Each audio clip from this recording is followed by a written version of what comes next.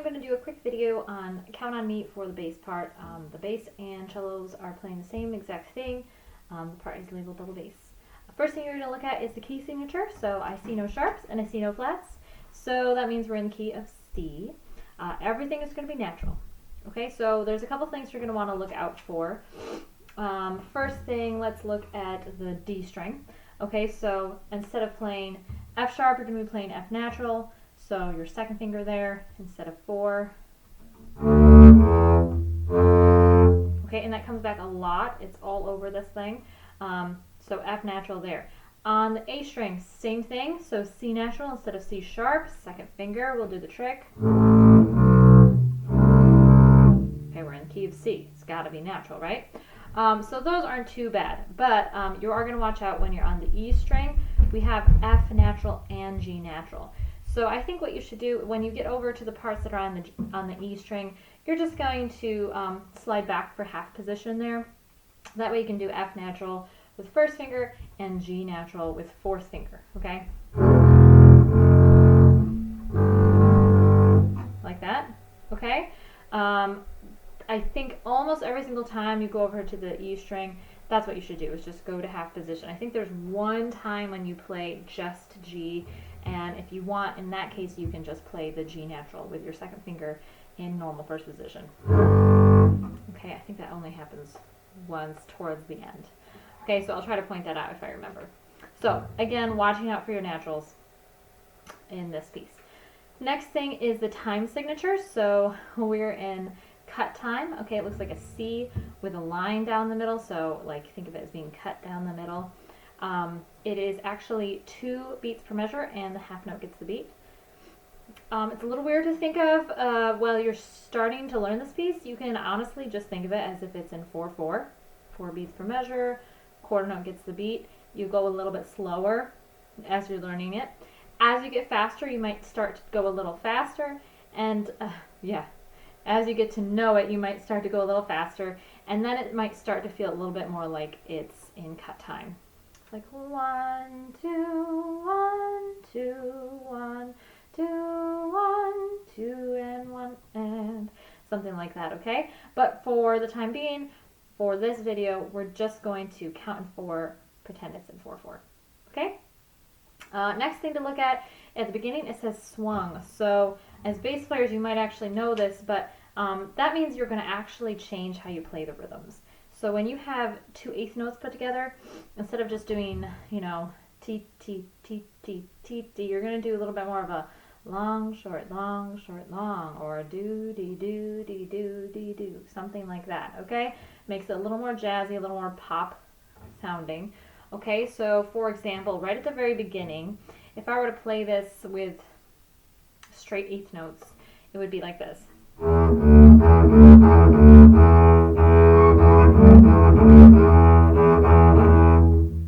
Right, that doesn't really sound very Bruno Mars-y, does it? Okay, so instead I'm going to play...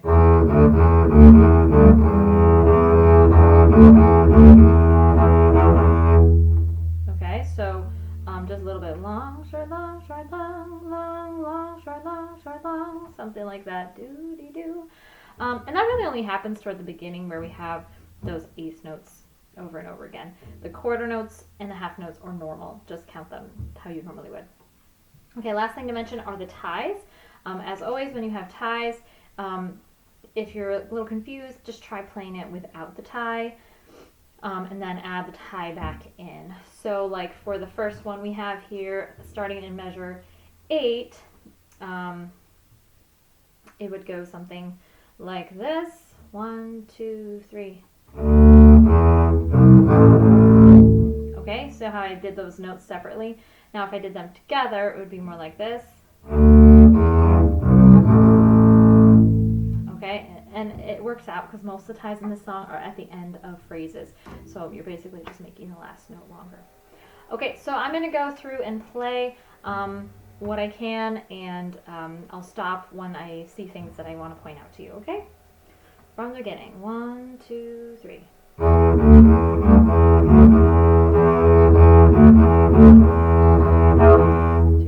3, 4. 1, 2, 3.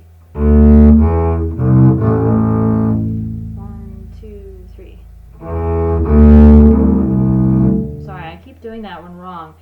Let me play it without the tie once. I keep thinking it's more syncopated than it is. Without the tie, it'll sound like this.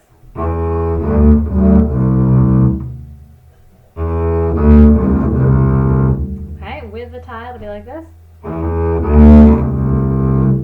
Okay, hopefully that made sense. Going on. 1, 2, 3. 1,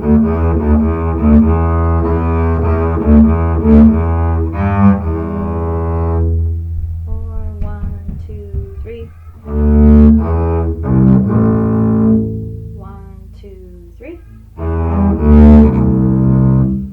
Okay, and the next section's a little weird because it's syncopated, so it feels like really only the first note is actually right on the beat. The rest are going to feel off the beat a little bit. Okay, so, oh, and this is the spot where we're going to be in half position on the E string. Okay, so I will attempt to play this for you without the ties. For me, it's actually harder to do without the ties, but see if this will help you at all, okay? All right, let's see. Here we go. Okay, da da da da da da da. Now, with the ties,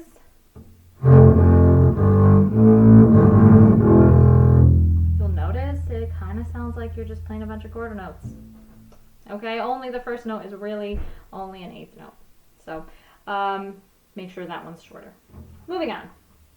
Next section, again, watch out for your second finger for your F natural. 1, 2, 3.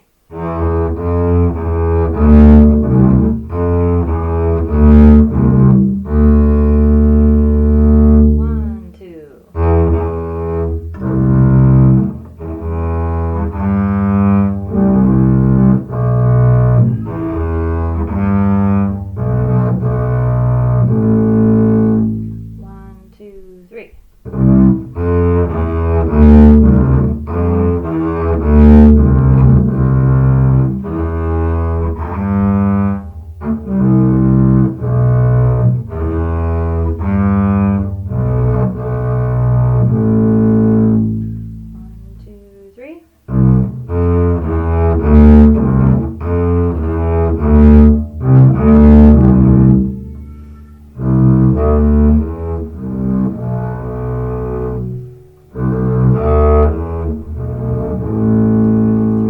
4. Now shifting to half position, remember? I'm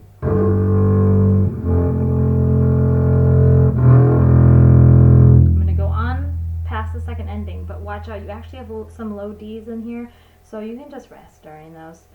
It doesn't make much sense to like jump up to a high D. 1, 2.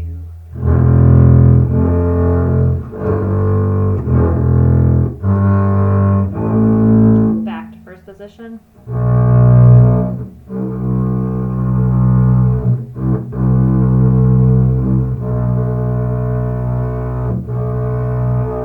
Rest. 1, 2.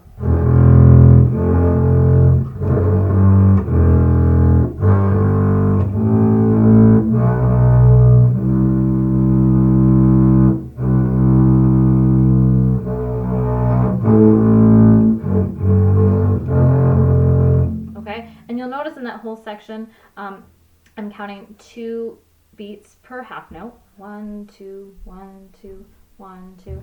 You also have whole notes. Those are 4 beats. And some of them they're actually supposed to be tied together. So 4 plus 4, 8 whole beats. But since I'm going at a really slow tempo, I've been taking the liberty of not tying those together.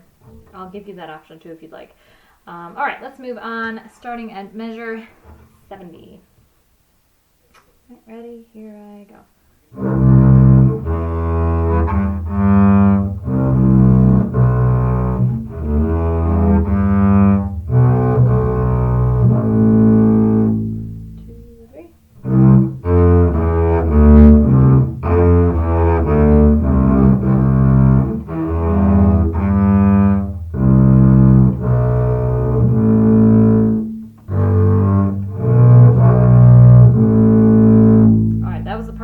Forgot where you don't actually have to shift down to half position for that G natural, so you can just use second finger for it. Going on, 1, 2, 3.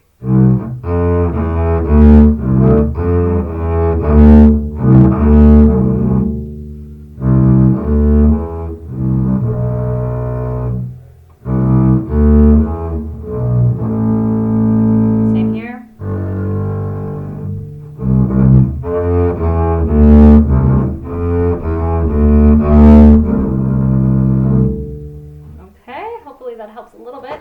If you have any questions, feel free to reach out to me or Mrs. Mull with an email or for Zoom lesson, okay? Good luck.